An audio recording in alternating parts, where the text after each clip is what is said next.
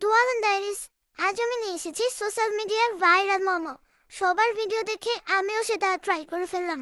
মজার বিষয় হলো এটা বানাতে কোনো মোমো শিট লাগে না। ফাঁকিবাজি উপায়ে তৈরি এই মোমো, যেটাকে আমার মনে হয় আমরা লেজি মোমো বলতে পারি।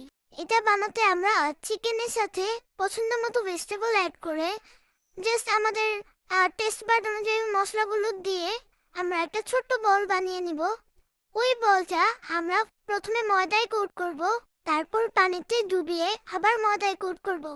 এই স্টেপটি মোট 3বার করতে হবে। 3বার কোট করার পরে এমন সুন্দর একটি লেয়ার তৈরি হবে। এখন হলো সব থেকে ইম্পর্টেন্ট স্টেপ, মোমোগুলো অবশ্যই একদম ফুটন্ত গরম পানিতে ছাড়তে হবে, তা না হলে চিকেন থেকে ময়দার কোটিংটা ছেড়ে দিবে। পানিতে দিয়ে 10 থেকে 15 মিনিট সেদ্ধ করে নিব। 15 মিনিট পর আমি তুলে নিয়েছি, দেখেন ভেতরটা আমি কেটে দেখাচ্ছি আপনাদেরকে। ব্যাস তৈরি হয়ে গেল লেজি মোমো। আমি চিলি অয়েলের সাথে পরিবেশন করেছি। আপনারা বাসায় বানিয়ে আমাকে জানাবেন। Thank you for watching.